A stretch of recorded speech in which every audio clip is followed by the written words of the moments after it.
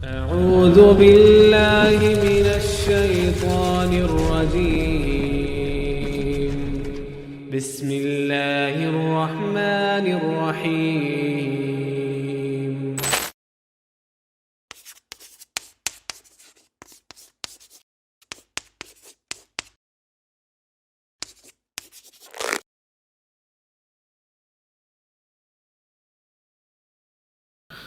Assalamualaikum warahmatullahi wabarakatuh.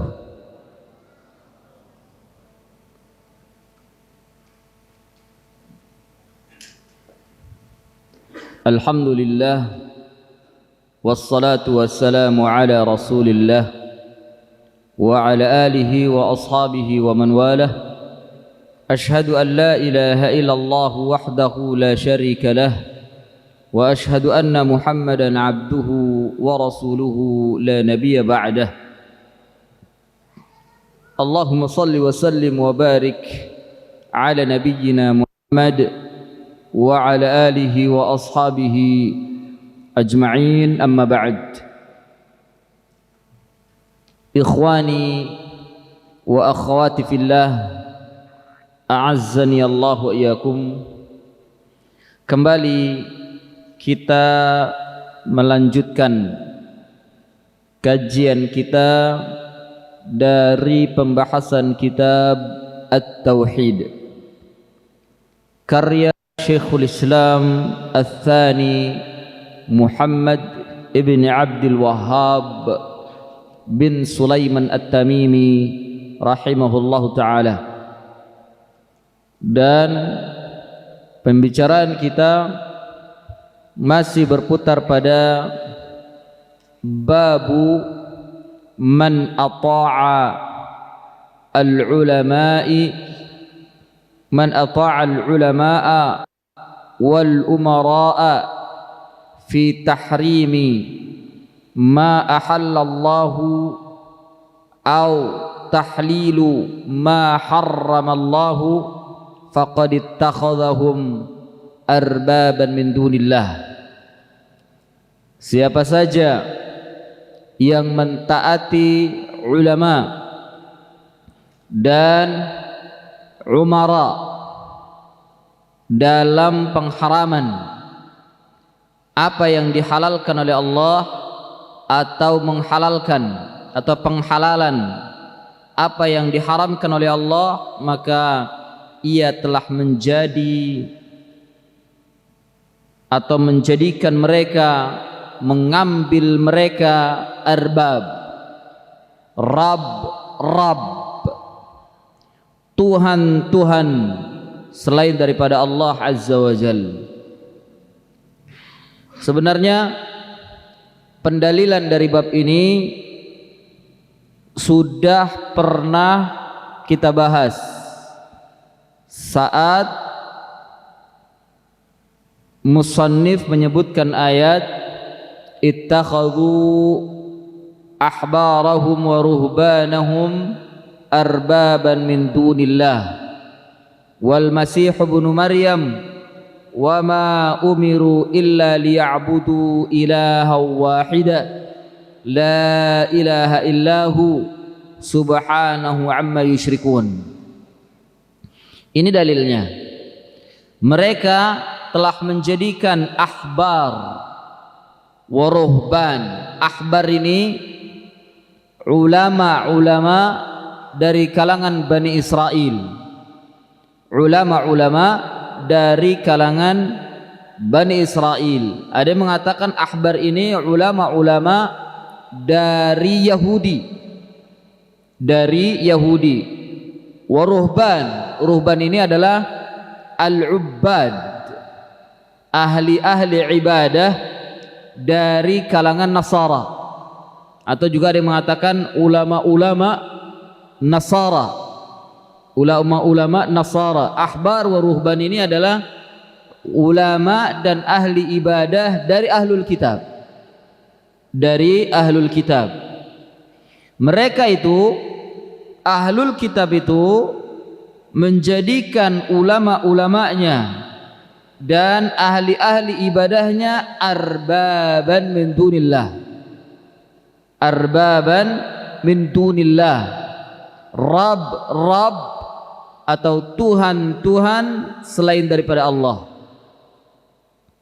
Kemudian disebutkan riwayat di sana ketika Nabi sallallahu alaihi wasallam mentafsirkan ayat ini dan menerangkan kepada Adi bin Hatim,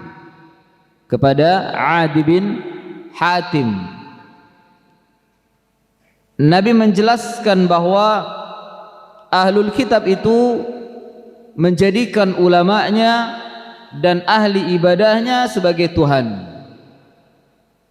Kemudian Adi bin Hatim menjawab, kami tidak beribadah kepada mereka, kami tidak sujud kepada mereka, kami tidak menjadikan Tuhan pada mereka. Lalu Nabi menjelaskan, bukankah kalian mengharamkan dan menghalalkan apa yang mereka haramkan dan menghalalkan apa yang mereka haramkan dan halalkan? Adi bin Hatim mengatakan, na'am, dzalika ibadatuhum, itulah peribadatan mereka kepada arbab itu. Ya, bahkan penghalalan dan pengharaman mereka mengambil dari arbab mereka, mengambil dari ahbar dan ruhban mereka itu menyelisihi atau bahkan menyalahi apa yang telah diharamkan dan dihalalkan oleh Allah Subhanahu wa taala dalam kitab mereka. Ya, dalam kitab mereka. Makanya di dalam mengambil hukum atau menetapkan hukum halal dan haram dengan semata-mata mentaati ulama, semata-mata mengambil perkataan ulama dan umara atau ahli ibadah, sementara apa yang mereka katakan itu menyelisihi syariat, apa yang mereka katakan itu menyelisihi Al-Quran dan Sunnah, menyelisihi hukum Allah, maka mereka telah beribadah mengambil Tuhan selain daripada Allah Azza wa Jalla. Dan alangkah terjadinya perbuatan demikian pada umat ini, pada umat Islam. Ketika kita jelaskan atau kita sampaikan, ini loh ayatnya, ini loh hadisnya, bahwa perbuatan ini haram, kemudian mereka berpaling. Kata ulama fulan, ini kan berbeda pendapat, bla bla bla. Sudah jelas ayatnya, sudah jelas dalil dari hadisnya, mereka malah berpaling dengan menggunakan aqwal ulama. Alangkah samanya apa yang diletakkan bab ini oleh syekh, oleh muallif ini dengan perbuatan-perbuatan mereka itu. Ya, dengan perbuatan-perbuatan mereka telah menjadikan arbab atau ulama-ulama mereka dan ahli-ahli ibadah mereka sebagai Tuhan selain Allah Subhanahu wa taala. Meskipun lisan mereka tidak mengatakan mereka itu bukan Tuhan, meskipun mereka tidak mengakui mereka itu Tuhan, tapi perbuatan mereka, lisanul hal, menjadikan ulama-ulama tersebut sebagai Tuhan. Dan juga yang kedua, mungkin ulama itu pun tidak mendudukkan dirinya sebagai Tuhan, tidak. Ya, tidak mendudukkan dirinya sebagai Tuhan. Justru ulama-ulama itu mengajak umatnya untuk beribadah kepada Allah. Tapi mereka terkadang umatnya, murid-muridnya yang juhala dan gulu terhadap gurunya, terhadap ulamanya, tanpa terasa mereka telah menjadikan arbab, menjadikan Tuhan selain Allah Subhanahu wa taala dengan cara penghalalan dan pengharaman yang diambil dari aqwal mereka, dari perkataan-perkataan ulama-ulama mereka, dengan menyelisihi Al-Quran dan Sunnah. Alangkah banyaknya yang seperti ini. ya terjadi pada umat ini. Ingat, tentang penghalalan dan pengharaman tidak ada yang berhak untuk menetapkan hukum tersebut kecuali Allah Subhanahu wa taala. Dan ini bagian daripada akidah, bagian daripada manhaj, bagian dari pembahasan tauhid, karena dibahas bab ini oleh Syekh atau muallif dalam kitab tauhid. Ya, kalau bukan bagian daripada tauhid, beliau tidak meletakkan bab ini. Ya. Ini pun teguran bagi saudara-saudara kita yang sudah mengaji, mengaku dirinya salaf, mengaku dirinya ahlu sunnah, tapi mereka gulu, berlebihan di dalam mengambil aqwal guru-guru kita, sehingga menyampingkan Al-Quran dan Sunnah, membatalkan Al-Quran dan Sunnah dengan aqwal dari guru-guru kita, yang sementara guru kita pun mengajak kepada Al-Quran dan Sunnah, mengajak umat Islam untuk bertauhid kepada Allah. Yang salah di sini bukan guru-guru kita, yang salah adalah juhala-juhala dari murid-murid yang tidak mengerti bagaimana mereka bermanhaj, bagaimana mereka beragama. Dan celakanya ketika diberikan nasihat kepada mereka, justru mereka lebih sok tahu dari orang-orang yang memberikan nasihat kepada mereka. Ini terjadi ikhwah. Ya, ketika kita kata ini loh dalilnya dari hadis, ini Al-Quran berbicara demikian. Oh, kata Ustadz Fulan, innalillahi, alangkah samanya dengan apa yang terjadi pada Abdullah bin Abbas. Abdullah bin Abbas menyatakan qala Rasulullah bla bla bla bla. Datang orang yang minta fatwa tadi, qala Abu Bakar, qala Umar.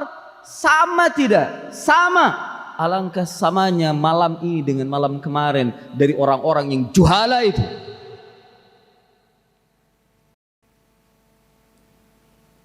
Terlebih lagi mereka baru belajar kemarin, baru mendapatkan hidayah kemarin, sudah sesat kembali.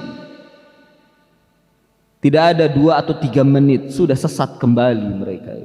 Baru kemarin mendapatkan hidayah dan mereka berusaha untuk hijrah.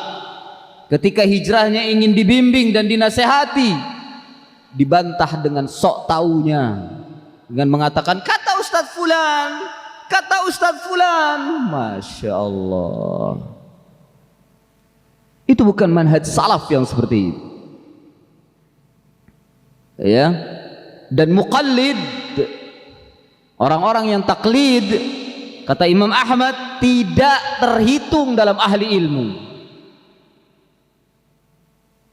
Orang-orang yang taklid, yang ilmunya hanya katanya, itu bukan terhitung dari ahli ilmu. Ya, tidak terhitung dari ahli ilmu dan tidak boleh mengambil ilmu dari mereka.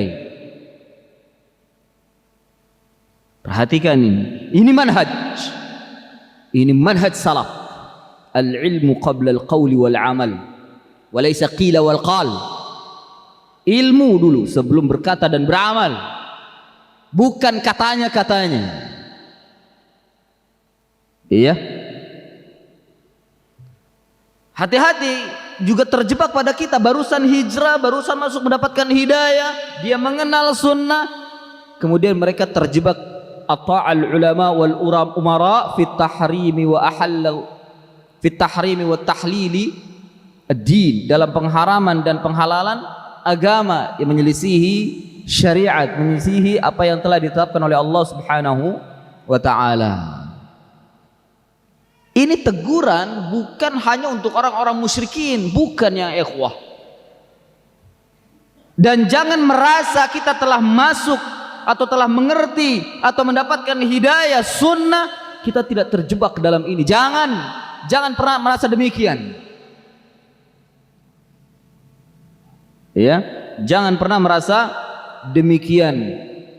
Baru dapat hidayah, kemudian kita merasa telah selamat. Belum, belajar yang benar. Belajar. Jangan sampai kita terjebak ke dalam hal yang seperti ini tanpa terasa dengan kebodohan kita.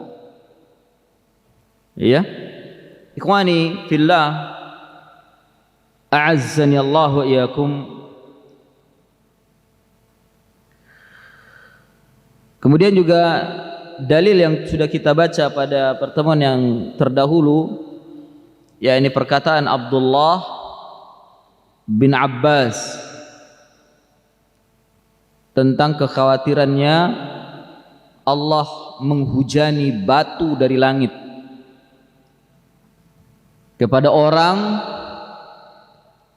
yang ketika dibawakan sabda Nabi sallallahu alaihi wasallam tapi mereka membantahnya dengan perkataan Abu Bakar dan Umar. Ya ikhwah, ini Abu Bakar dan Umar, orang kedua dan ketiga setelah Nabi sallallahu alaihi wasallam. Abdullah bin Abbas marah seperti ini. Bagaimana dengan selain daripada Abu Bakar As-Siddiq dan juga Umar bin Khattab radhiyallahu anhu? Selain daripada mereka, dari ulama-ulama yang datang setelahnya dengan memalingkan sabda Nabi sallallahu alaihi wasallam dengan perkataan mereka,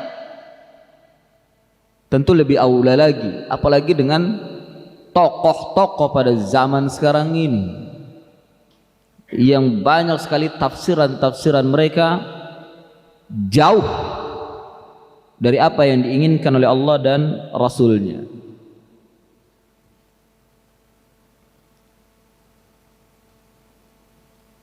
Dan sudah dijelaskan pula apa sebab mengapa Abdullah bin Abbas mengatakan demikian.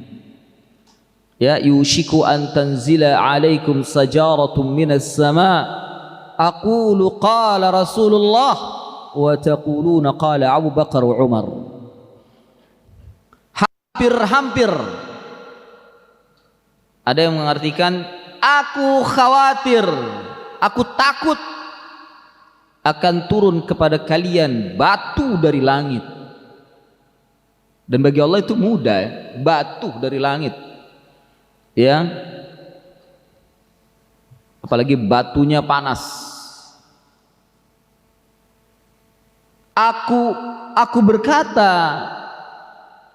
bersabda Rasulullah, kalian berkata Abu Bakar dan Umar, untuk memalingkan, untuk membatalkan sabda Nabi sallallahu alaihi wasallam. Ya marah. Dan pembicaraan ini kenapa dinukil oleh Syekh hanya potongan kalimat ini? Karena lafaz ini umum. Naam, sebab perkataan ini keluar dari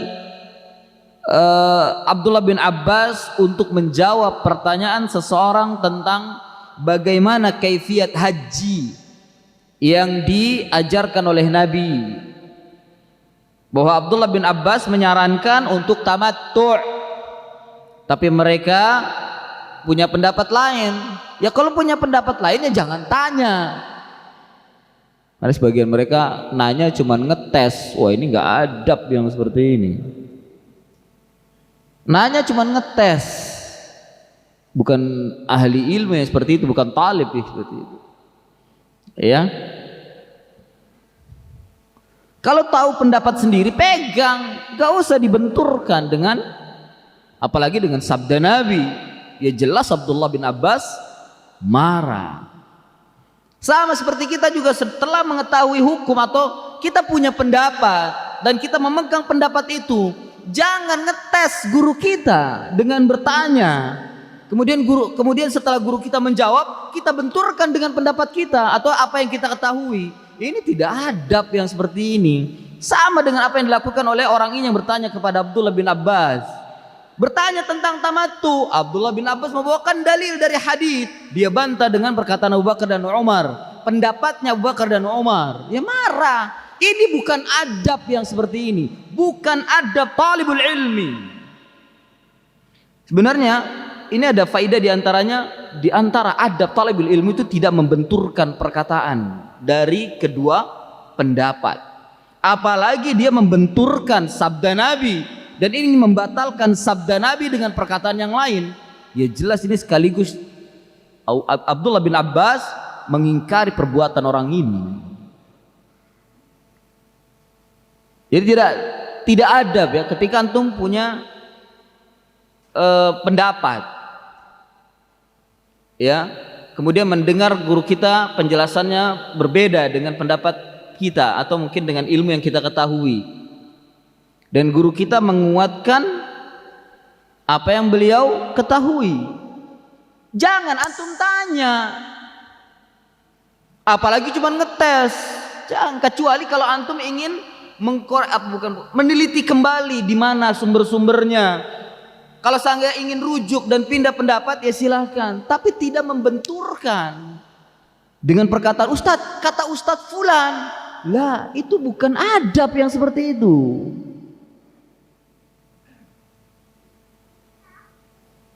Ya, bukan adab.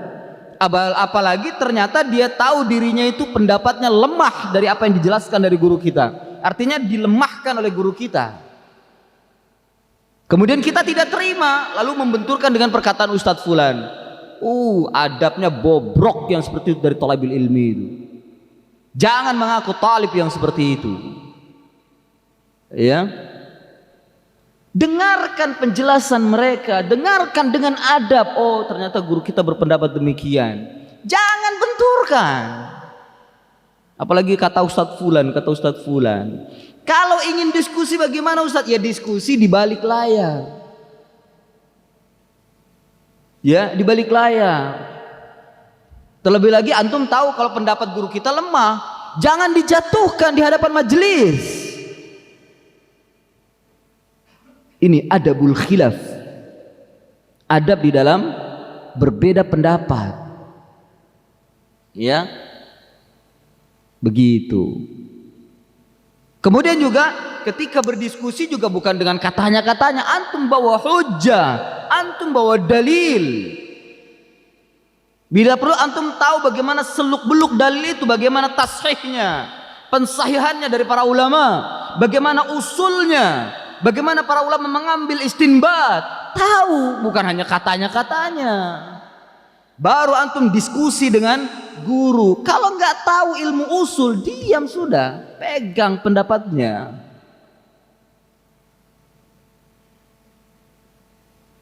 Ini apa? Kenapa saya begitu tegasnya seperti ini?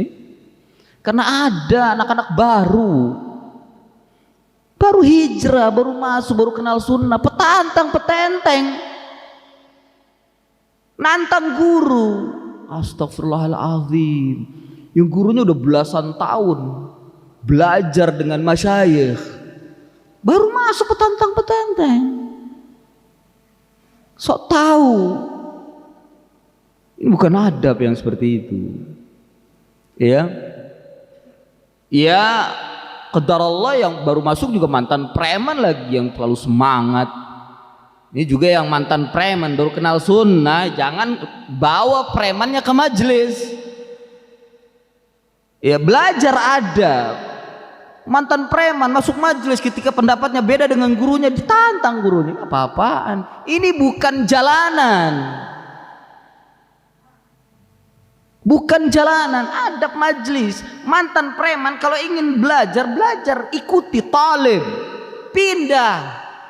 Premannya jangan dibawa, pindah menjadi talib. Ikuti adabnya bagaimana belajar. Ya. Kalau antum petantang petenteng orang-orang jalanan ya silakan. Ini majelis. Takut seperti apa yang dikatakan oleh Abdullah bin Abbas ini, turun batu nanti ke kepala antum ketika antum tidak beradab dengan guru. Iya. Perhatikan. Nah,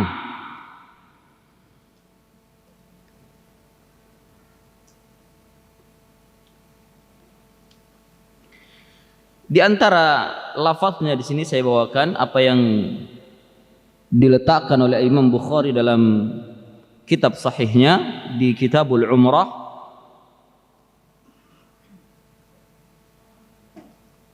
dan juga Imam Muslim meriwayatkan dari Abdullah bin Abbas radhiyallahu an bahwasanya beliau berpendapat at-tamattu', haji itu tamattu, al-umrah ila al-hajj. Bahkan beliau berpendapat wajib tamattu'. Lihat, jumhurul ulama berpendapat sunnah tamattu'. Ya, sunnah. Tergantung dari mana yang lebih mudah. Kalau jamaah haji Indonesia ya disarankan tamattu', jangan ifrat atau qiran. Ya, karena dia akan lebih lama kan tinggalnya di sana. Umrah dulu, tahallul, baru menunggu hari haji. Tapi kalau orang setempat boleh ifrat, boleh qiran. Maksudnya dia tinggal di negeri Saudi, boleh ifrat, boleh qiran. Tapi orang yang tinggal jauh tamattu. Abdullah bin Abbas berpendapat wajib. Kemudian beliau membawakan dalil, idza tafa bil baiti wa sa'a baina as-safa wal marwah sab'ata ashwatin faqad halla min umratihi sya'a am aba. Apabila telah tawaf di Ka'bah dan berusaha atau sa'i antara Safa dan Marwah 7 putaran, maka dia telah halal, yakni sudah boleh tahallul dari umrahnya. Sya'a am aba, baik dia ingin atau tidak, menghendaki atau tidak, atau enggan, maka dia sudah tahallul dari umrahnya.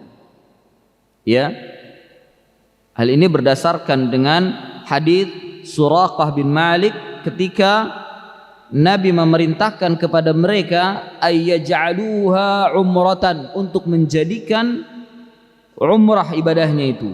Wa yuhillu idza tafu bil baiti wa sa'u bainas safa wal marwa, ketika mereka, dan untuk diperintahkan untuk tahallul ketika mereka telah tawaf di Ka'bah dan melakukan sa'i antara Safa dan Marwah. Faqala Suraqah, berkata Suraqah, ya Rasulullah, ali'amina hadha am lil abad? Wahai Rasulullah, apakah hanya untuk tahun kita ini saja atau ini syariat untuk selamanya, menjadi baku untuk syariat kaum muslimin?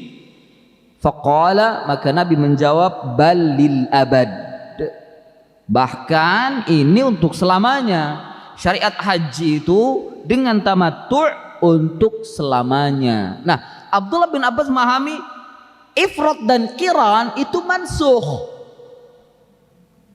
Haji ifrat dan qiran itu mansukh, terhapus dengan ucapan Nabi ini.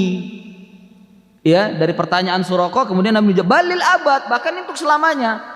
Dari sini menunjukkan seluruh umat ketika haji dimanapun mereka berada, hendaknya haji tamattu', dan itu yang lebih mudah dan itu yang mendekati perintah Nabi sallallahu alaihi wasallam. Ya. Nah, ketika Abdullah bin Abbas menjawab ini, datang orang yang bertanya tadi. Kemudian dijawab oleh beliau demikian.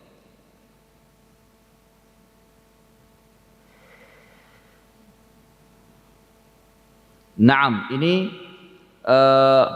tentang penjelasan perkataan Abdullah bin Abbas.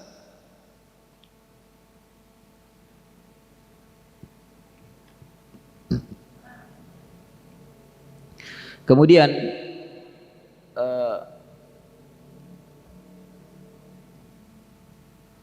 di sini dikatakan oleh Syekh Shalih Al-Fauzan, lihat dalam kitabnya Mulakhas fi Syarh Kitab At-Tauhid, munasabatu dzikrihi fil bab, persesuaian musannif menyebutkan athar ini dalam bab adalah annahu yadullu ala tahrimi ta'atil ulama'i wal umara fi ma khalafa hadi ar-rasuli sallallahu alaihi wasallam wa annaha mujibatun lil uqubah. Kata Syekh Shalih Al-Fauzan bahwasannya riwayat ini menunjukkan atas haramnya mentaati ulama dan umara. Ini diambil dari kalimat bantahan orang yang minta fatwa tadi, qala Umar, qala Abu Bakar. Dapat dipastikan ini terjadi atau pertanyaan ini terjadi setelah Nabi wafat dan kekhalifahan diganti oleh dua orang yang mulia ini. Imma ini terjadi pada khilafah Abu Bakar, imma ini terjadi pada khilafah Umar. Ya. Kalau kekhilafahannya menyelisih syariat, maka tidak ada taat kepada amir atau khilafah atau kepada pemerintah pada waktu itu.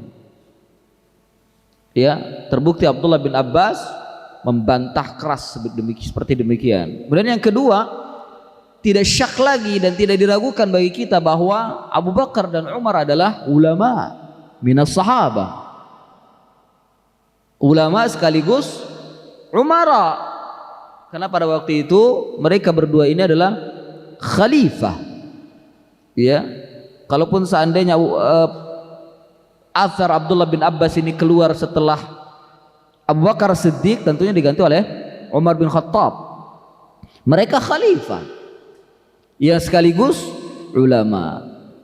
Ya, lihat cerdiknya musannif yakni Syekh Muhammad ibn Abdul Wahhab mengambil istinbat. Ya, mengambil istinbat dengan meletakkan bab, termasuk siapa saja yang mentaati ulama dan umara. Diambil dari asar dari Abdullah bin Abbas yang mengatakan Umar dan Abu Bakar dan Umar. Yang keduanya ini adalah ulama sekaligus umara. Ulama sekaligus umara, masya Allah.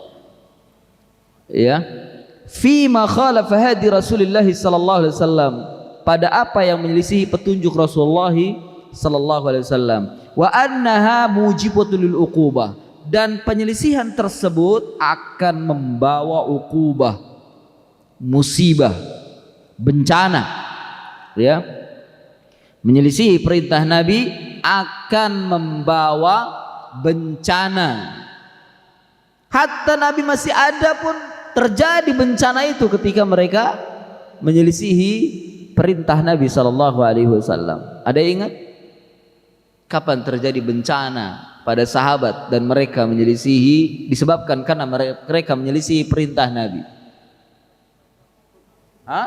Ahsantum barakallahu fikum. Ketika perang Uhud, siapa yang menyelisihi? Pasukan yang mana?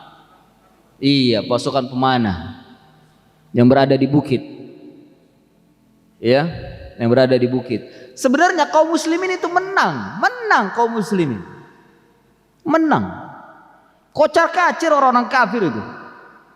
Nah, orang-orang yang berada di Bukit Rumat, ya, yang diletakkan oleh Nabi sallallahu alaihi wasallam para pemanah itu untuk menjaga, karena Nabi meletakkan kemahnya atau tempat ininya, tempat memimpinnya, tempat panglimanya di balik bukit.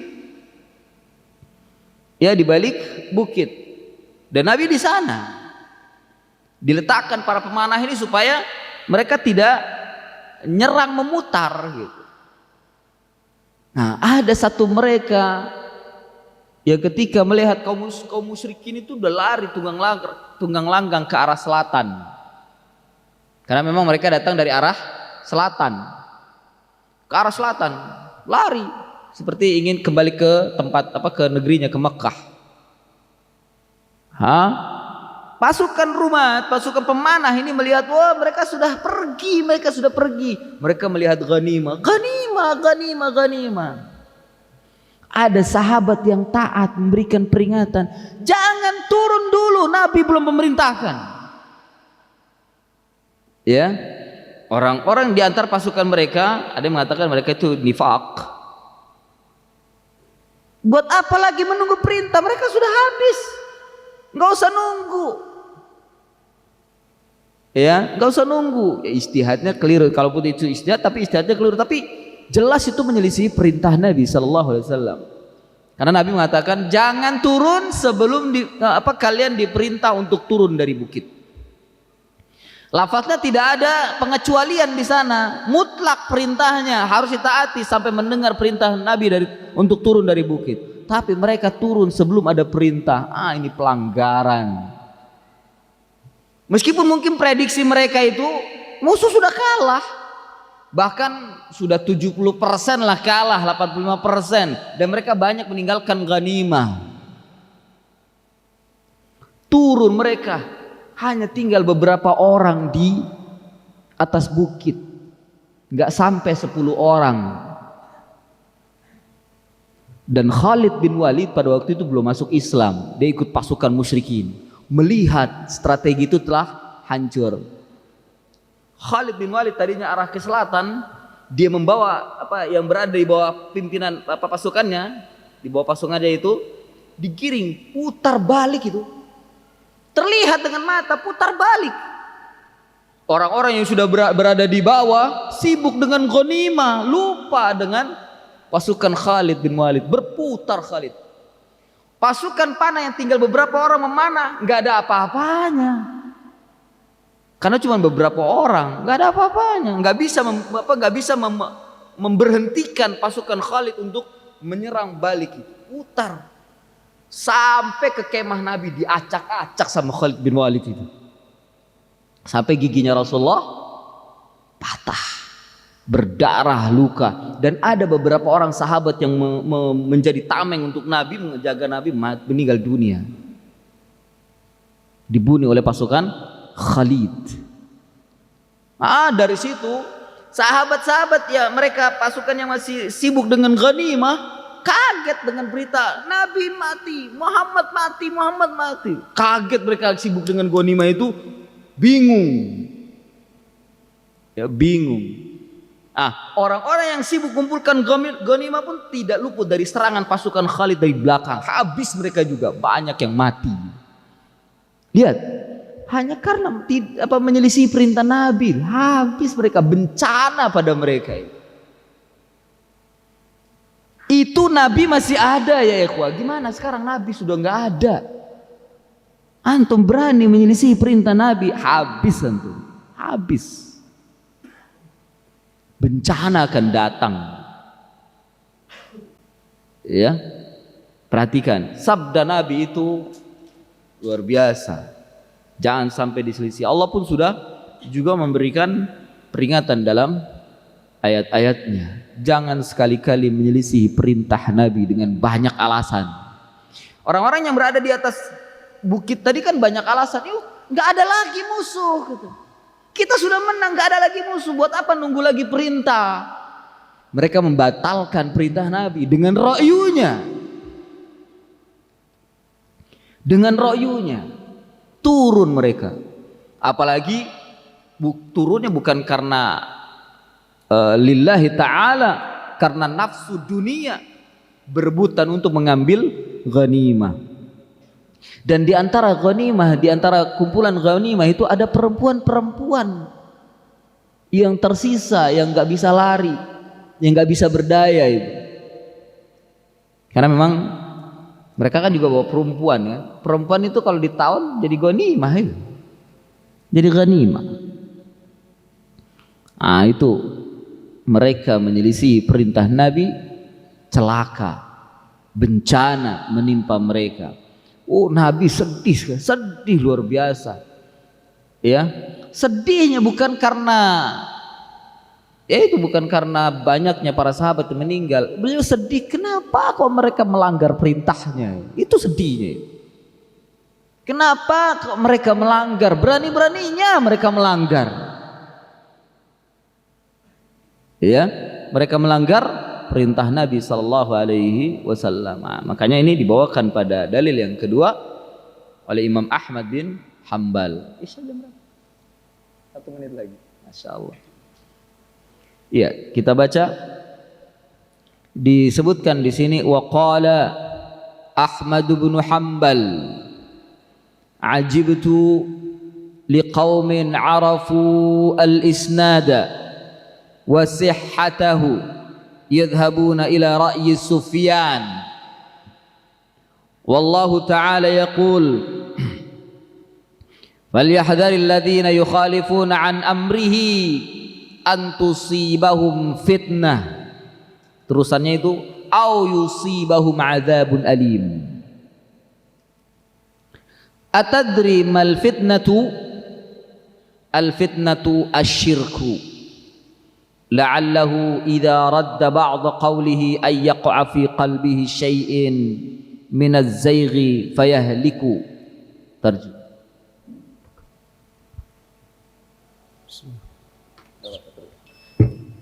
Ahmad bin Hanbal berkata, aku heran terhadap orang-orang yang mengetahui tentang sanad dan kesahihan hadis, tetapi mereka justru condong kepada pendapat Sufyan. Padahal Allah Ta'ala telah berfirman, maka hendaklah orang-orang yang menyalahi perintahnya takut akan ditimpa fitnah atau ditimpa azab pedih. Quran surat An-Nur. Tahukah engkau apa fitnah itu? Fitnah itu adalah kesyirikan. Bisa jadi apabila menolak sebagian sabda beliau, dia akan tertimpa sesuatu kesesatan dalam hatinya sehingga celakalah dia. Naam. Tafadhal. Adzin.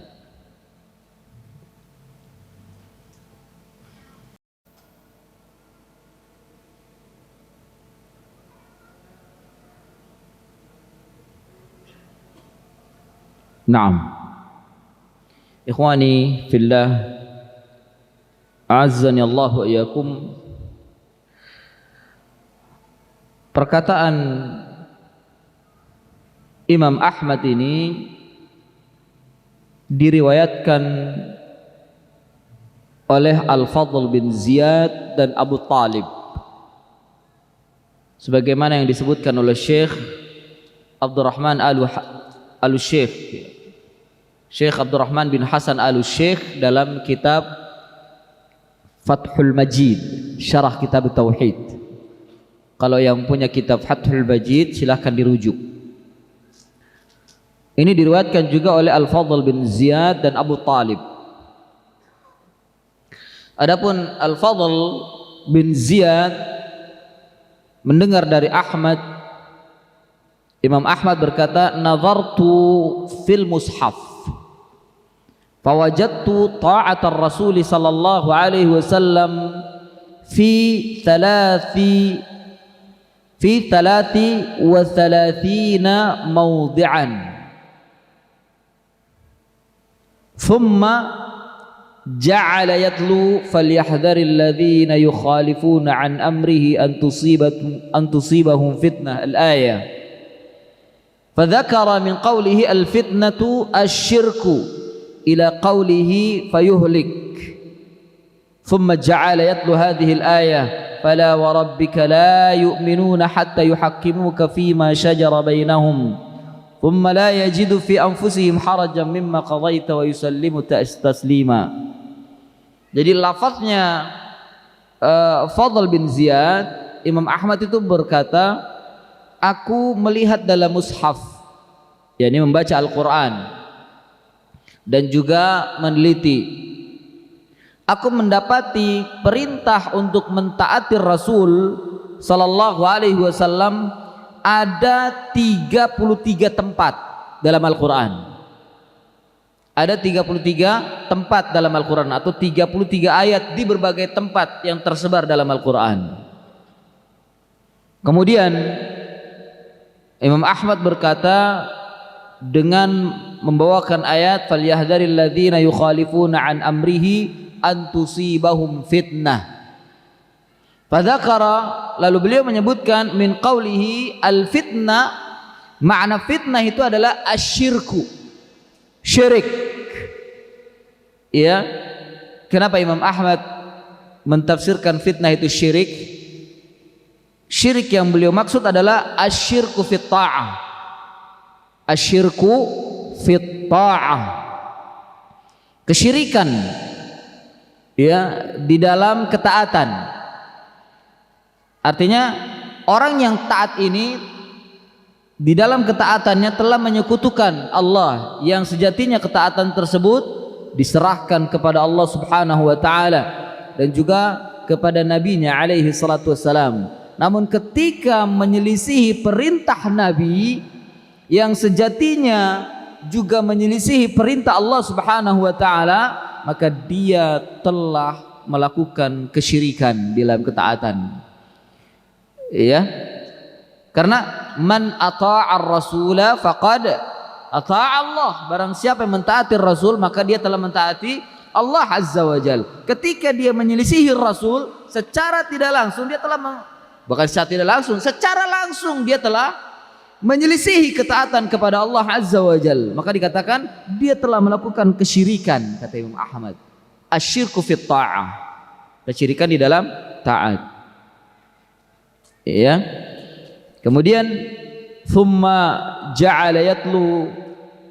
Kemudian Imam Ahmad pun mulai membaca ayat fala wa rabbika, demi Tuhanmu. Maka sekali-kali tidak, demi Tuhanmu, la yu'minuna, tidaklah mereka itu beriman, hatta yuhakkimuka, sampai mereka itu berhukum kepadamu wahai Muhammad, fima syajara bainahum, apa yang ada pada mereka dari keberatan.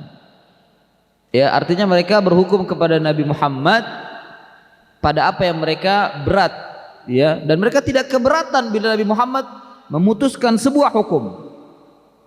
Thumma la yajidu fi anfusihim haraja, kemudian mereka tidak mendapati dalam jiwa-jiwa mereka, dalam hati-hati mereka keberatan. Meskipun bertentangan dengan hati mereka, mereka enggak keberatan kalau Nabi Muhammad menetapkan sebuah hukum. Mimma qadaita wa yusallimu taslima, dan mereka itu menerima sepenuhnya dengan menerima engkau dengan sepenuhnya penerimaan. Ini riwayat pertama dari Fadl bin Ziyad. Adapun dari Abu Talib juga mengambil hadis dari Imam Ahmad bin Hanbal, karena kedua orang ini, Fadl bin Ziyad dan juga Abu Talib adalah muridnya Imam Ahmad bin Hanbal. Qila lahu, dikatakan kepadanya, yakni ada yang berkata kepada Imam Ahmad, inna qauman yadda'una al-hadith wa yadhhabuna ila ra'yi Sufyan. Sesungguhnya ada satu kaum, mereka meninggalkan hadis dan mereka berpendapat dengan pendapatnya Sufyan. Lihat, Sufyan di sini yang dimaksud adalah Sufyan bin Sa'id Ats-Tsauri. Sudah saya sampaikan ya, kalau disebutkan secara mutlak nama seorang ulama, tidak ada binnya, tidak ada nisbahnya, berarti di sana ma'ruf inda alil hadis man huwa.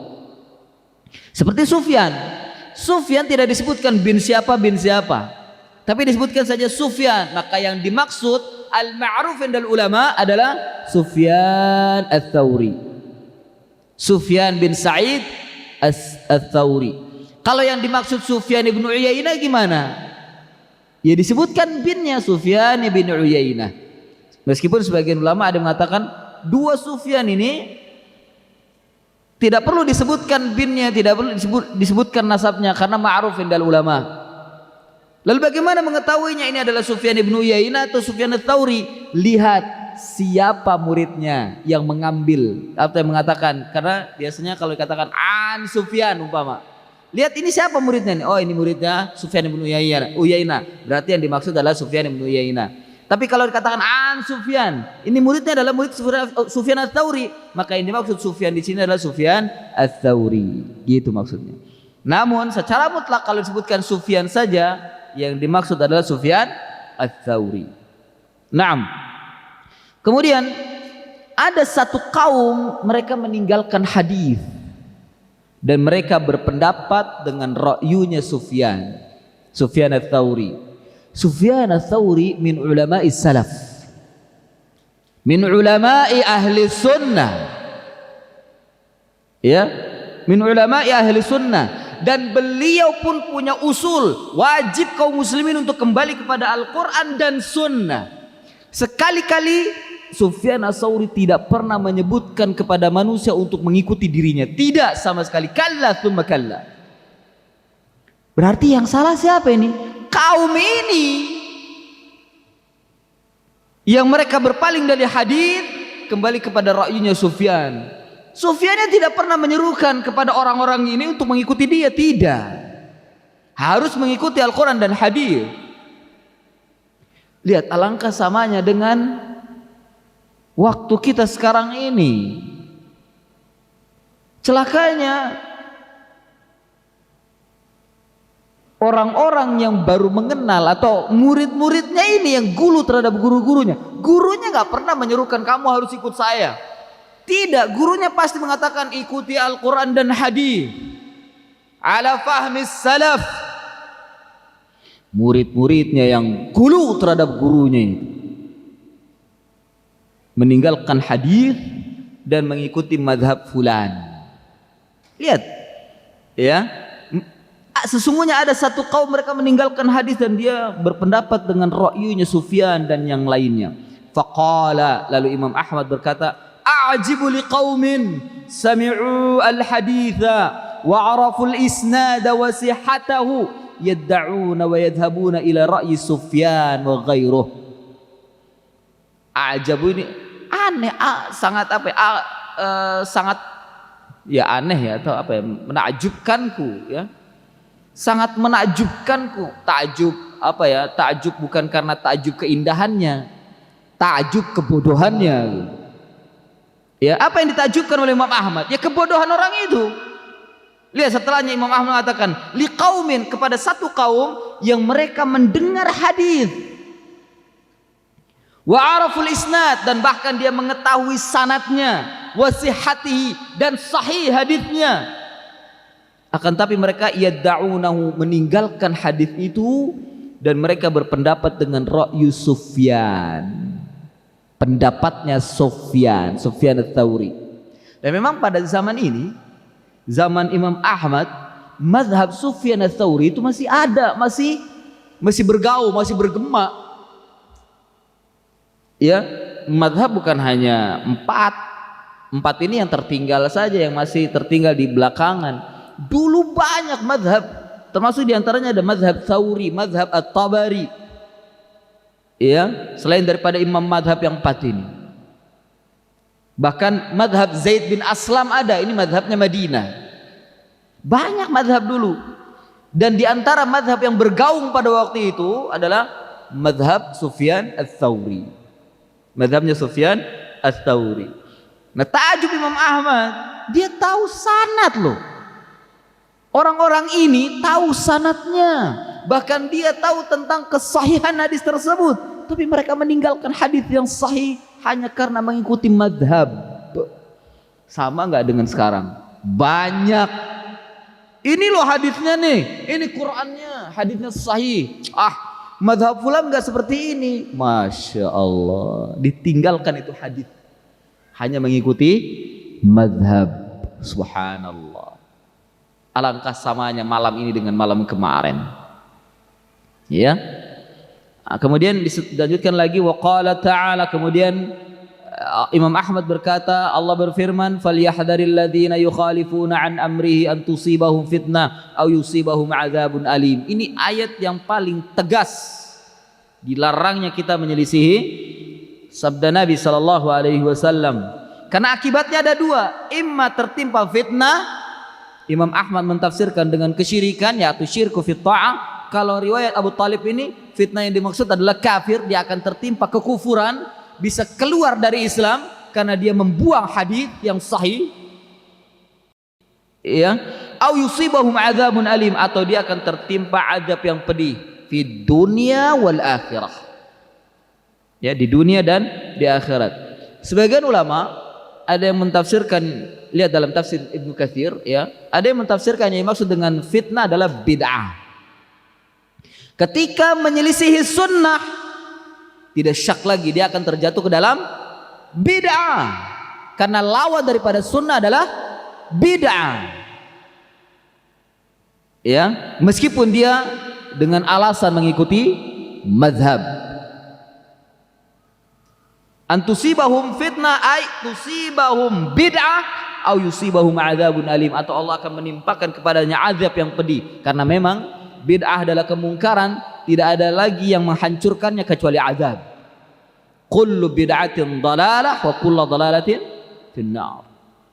Kemudian dijelaskan oleh Imam Ahmad, at-tadri mal fitnah, al-fitnatu al-kufur. Kemudian beliau mengatakan, membawakan dalil yang dimaksud fitnah adalah kufur. Qala ta'ala al-fitnatu akbaru minal qatl. Fitnah itu lebih besar daripada pembunuhan. Yang dimaksud dengan fitnah adalah kekufuran. Dalam riwayat yang lain yang dimaksud dengan fitnah adalah kesyirikan. Kesyirikan lebih besar dosanya daripada pembunuhan. Ya. Al-fitnatu akbaru minal qatl. Naam. Fayadda'una al-haditha an Rasulillah sallallahu alaihi wasallam wa taglibuhum ahwa'ahum ila ar-ra'yi. Lalu mereka meninggalkan hadis dari Rasulullah sallallahu alaihi wasallam dan mereka dikalahkan dengan hawa nafsu mereka dan ra'yu mereka. Dan yang menyebutkan riwayat ini juga adalah Syekhul Islam Ibnu Taimiyah rahimahullahu taala. Naam ikhwah, ini yang bisa disampaikan, mudah-mudahan ada manfaatnya. Fa insyaallah pada pertemuan akan datang tentang pembahasan tauhid, ya, kita akan membaca penjelasannya dari para ulama. Wassallallahu ala nabiyyina Muhammadin wa ala alihi wa sahbihi wa barik wa sallam. Subhanakallahumma wa bihamdik asyhadu an la ilaha illa anta astaghfiruka wa atubu ilaik. Wa akhiru da'wana anil hamdulillahi rabbil alamin. Wassalamu alaikum warahmatullahi wabarakatuh.